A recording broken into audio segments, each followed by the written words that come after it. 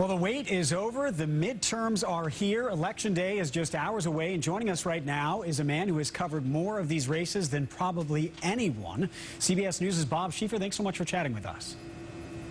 Hey, Liam, 25, actually. This will be my 21st election night at CBS. Congratulations to you, Bob.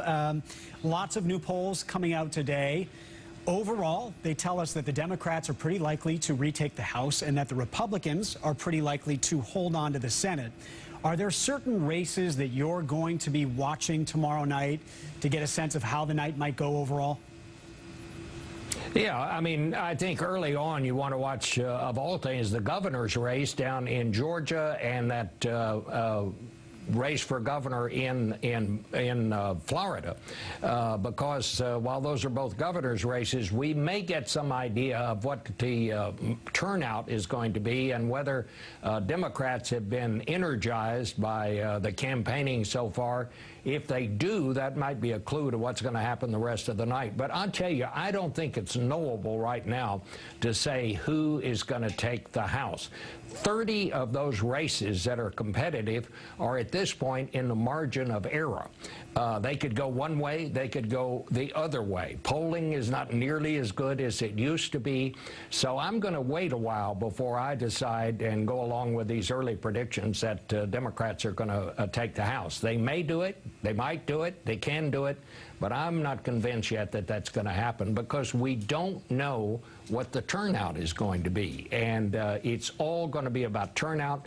In the end, the key will be the women's vote. And I think how women go is going to tell you how those races in the House are going to go. If the Democrats do retake the House, how do you see that affecting the second half of President Trump's first term?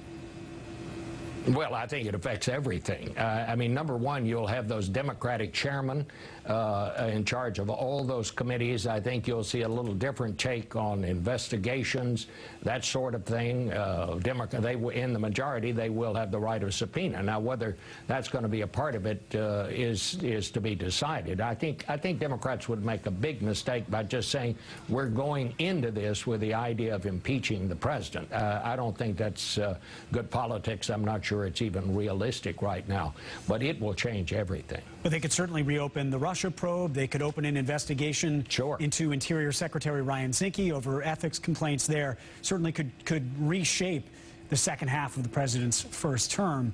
If they are not able to take the House or the Senate, what do you see the lesson taken away for President Trump going into 2020? Well, he'll think that he won. He made this a referendum about himself. He often makes things a referendum about him. I think you ain't seen nothing yet into what you see during the second half of this presidency. What do you make of his closing argument at this point? The economy's doing well. He has not talked much about that. In fact, he's talked mostly about immigration and this group of refugees coming up from Central America.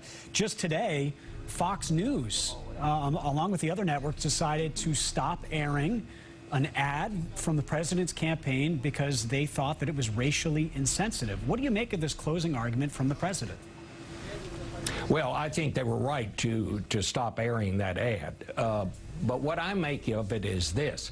The president is trying to motivate his base. He's not trying to broaden it. From what I can see, this is a very unusual strategy to see this. But I think he is convinced if he can get the people out who voted for him in 2016, then he can win the election. Other people will say, well, I don't think that will be enough votes to do it. But that seems to be his strategy. And I think that's why he's doing it. What might this election tomorrow tell us about the 2020 race? You know, I'm not sure because, you know, we talk about the 24-hour news cycle. A reporter covering the White House told me the other day, said, in Trump's mind, it's a 1-hour news cycle. And he said what he says in the first 15 minutes may have nothing to do with what he says in the next 15 minutes and probably nothing to do with what he said in the previous 15 minutes. So I don't know.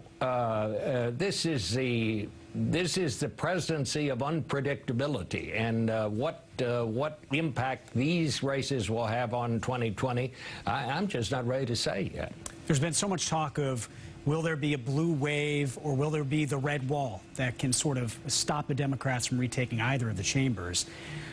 What in your mind would be a blue wave? How many seats do the Democrats have to win? Is it just the majority in the House or more to be considered a real blue wave and some sort of change in the dynamics of our political moment here in the United States? Well, if they need a net 23-seat gain in the House to take the majority. If that's all they get, it's going to be very, very difficult to get anything done. I think the country will remain basically where it is right now, and that is generally in gridlock. If they take 35 seats, maybe 40 at the outside, I think that's probably possible, then they're certainly going to call it a blue wave, but it will give them some room to maneuver.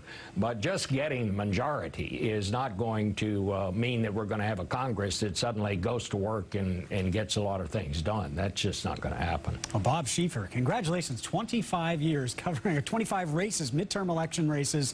Thank you so much for chatting with us. I really enjoyed being here. I enjoy being anywhere. Thank you.